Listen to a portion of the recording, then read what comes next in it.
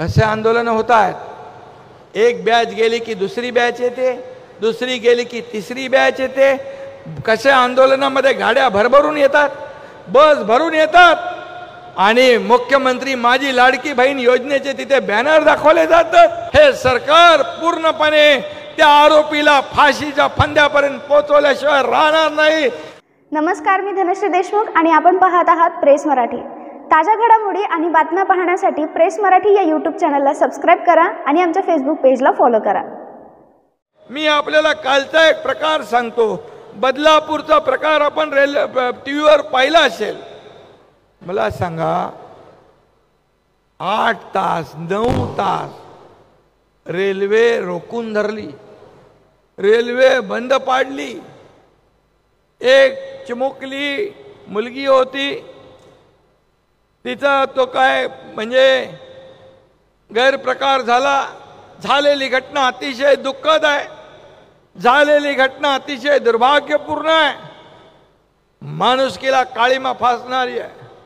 त्या बाबतीमध्ये मी स्वतः पोलीस आयुक्तांना सांगितलं, कुठल्याही परिस्थितीमध्ये हे जे काही आरोपी आहेत या आरोपींना फाशीची सजा झाली पाहिजे अशा प्रकारचं सांगितलं. आणि हा छत्रपती शिवाजी महाराजांचा महाराष्ट्र आहे. या महाराष्ट्रामध्ये मुली बाळींच्या आबरूशी खेळणाऱ्या पाप्यांचे हात कलम करण्याचा इतिहास आहे, हात छाटून टाकण्याचा इतिहास आहे. आणि म्हणून महाराष्ट्रामध्ये अशा गुन्हेगारांची गय केली जाणार नाही. हे मी मुख्यमंत्री म्हणून कालच सांगितलं. धर्मवीर आनंद दिघे साहेबांचा वारसा आम्ही पुढे नेतोय आणि त्यांच्या काळात अशा लोकांना कठोरातली कठोर शिक्षा कशी मिळायची हे देखील आपण त्यांच्या सिनेमामध्ये पाहिलेलं आहे. आणि म्हणून असा महाराष्ट्र आहे हा महिलांना सन्मान देणारा महाराष्ट्र आहे. आणि म्हणून मी काल सांगितलं की त्या नराधमाला अटक करा. त्याला अटक केली होती, त्याच्यावर असे कलम लावा की त्याला फाशीची शिक्षा झाली पाहिजे. त्यामध्ये फास्ट ट्रॅकवर घ्या सांगितलं, त्याला विशेष सरकारी वकील नेमा. आम्ही त्याच्यासाठी SIT नेमलेली आहे आणि संस्था चालकांनी देखील त्यांची देखील चौकशी केली पाहिजे. असे लोक, मुलींना हँडल करणारे लोक कसे तुम्ही जेंट्स ठेवू शकता, तिथं देखील महिला मुलीच पाहिजेत. आणि म्हणून ज्या संस्था चालक यांनी देखील नियम पाळले पाहिजे त्यांची देखील चौकशी करण्याची सूचना मी दिली आणि त्यांच्यावर देखील कारवाई करण्याच्या सूचना मी दिल्या. एवढं सगळं झाल्यानंतर मग आणखी काय पाहिजे, आणखी काय पाहिजे? आणखी एकच त्यांना तिथं राजकारण करायचं होतं. त्यांना सांगितलं आम्ही. गिरीश महाजन गेले तिथे, गिरीश महाजन गेले तिथे, आपले शालेय शिक्षण मंत्री गेले. या सगळ्यांनी त्यांच्याशी संवाद साधला.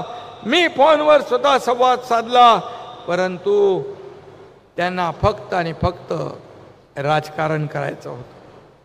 चिमुकली, एक 4 वर्षाची चिमुकलीचं राजकारण, तिचं किती मोठं आयुष्य पडलेलं आहे. आज मीडियामध्ये काही लोक बाईट देत आहेत, काही लोक प्रेस कॉन्फरन्स घेत आहेत. अरे माझं तुम्हाला सांगणं आहे की त्या लहान मुलीच्या जीवाशी, तिच्या जीवनाशी, तिच्या आयुष्याशी खेळण्याचा प्रयत्न करू नका. तिचं आयुष्य बर्बाद करण्याचं काम करू नका. हे सरकार पूर्णपणे त्या आरोपीला फाशीच्या फंद्यापर्यंत पोहोचवल्याशिवाय राहणार नाही. पण तुम्ही काय करताय? कसे आंदोलन होत आहेत? एक बॅच गेली की दुसरी बॅच येते, दुसरी गेली की तिसरी बॅच येते. कसे आंदोलनामध्ये गाड्या भरभरून येतात, बस भरून येतात आणि मुख्यमंत्री माझी लाडकी बहीण योजनेचे तिथे बॅनर दाखवले जातात. काय तुमची पोटदुखी? अरे पोटदुखी, तुम्ही एवढी पोटदुखी, ठीक आहे, तुम्ही राजकारण करायला वेगळं प्लॅटफॉर्म आहे, वेगळे विषय आहेत, पण एका चिमुरडीच्या या चिमुरडीच्या जीवावर, तिच्या या घटनेवर तुम्ही राजकारण करताय. खरं म्हणजे आपल्याला माझी सगळ्यांना विनंती आहे, हे विकृत मानसिकतेचं लक्षण आहे. आणि म्हणून या राज्यामध्ये, या महाराष्ट्रामध्ये ते म्हणत होते की मग लाडकी बहीण नको, सुरक्षित बहीण पाहिजे.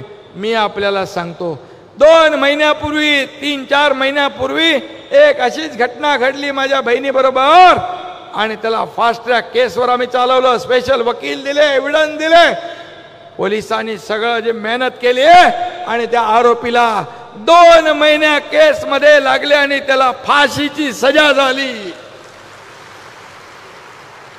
हे आमचं सरकार आहे. आणि म्हणून आम्ही कुणाला काय झालं, मागे किती गुन्हे झाले याच्यावर जाणार नाही. परंतु माझी एकच विनंती आहे, ज्या विरोधी पक्षामध्ये महिला भगिनी पण आहेत, त्यांनी देखील एका चिमुरडीचं राजकारण त्यांचे मालक, त्यांचे प्रमुख सगळे करत असतील. परंतु माझी बहिणींना विनंती आहे की अशा या चिमुरडीचं राजकारण करू नका. तिच्या आई वडिलांची मानसिकता बघा, काय मानसिकतेतून त्यांचा काय जीव चाललाय. आणि म्हणून याबद्दल, या केसबद्दल जेवढं काय करता येईल तेवढं हे सरकार केल्याशिवाय राहणार नाही. आणि असे नराधम जे कोणी असतील त्यांना मी या ठिकाणी सांगू इच्छितो, हा महाराष्ट्र आहे, हा छत्रपती शिवाजी महाराजांचा महाराष्ट्र आहे. आम्ही बाळासाहेब आनंदीगे साहेबांचे वारसा पुढे नेणारे आहोत. आणि म्हणून या महाराष्ट्रात माझ्या मुली बाळींकडे डोळे उभारून आपण बघू देखील नका, डोळे वटारून बघू नका, आणि त्यांच्यावर वाईट नजरेतून बघू नका. अत्याचार तर दूर राहिला, पण या ठिकाणी मी सांगतो, या महाराष्ट्रामध्ये अशा प्रकारचं कृत्य खपवून घेतलं जाणार नाही, नाही, नाही. आणि म्हणून माझ्या बहिणींनो, तुम्ही या राज्यामध्ये आज आमच्या सगळ्या भगिनी आहात. राजमाता जिजाऊंनी या महाराष्ट्राला शिकवण दिली. सावित्रीबाई फुले असतील, झाशीची राणी असतील, किती महिला वीर शूर, हा इतिहास आपला आहे. आणि ही महिला आमची रणरागिणी आहे. आणि मग हिच्या वाटेला कोणी जाल तर तुमचं जळून भस्म व्हाल. आणि म्हणून मी आजच सांगतो की याचं राजकारण कोणी करू नये. ह्या माझ्या महिला भगिनी या राजकारण करणाऱ्यांना आणि या महाराष्ट्रातली जनता अशा प्रकारचं घाणेरडं राजकारण करणाऱ्यांना माफ करणार नाही. या व्हिडिओबद्दल तुमचे मत, तुमच्या प्रतिक्रिया कमेंट बॉक्समध्ये लिहायला विसरू नका. आणि अशाच ताज्या बातम्या आणि घडामोडी पाहण्यासाठी आपल्या YouTube चॅनलला सबस्क्राईब आणि फेसबुक पेजला फॉलो करायला विसरू नका.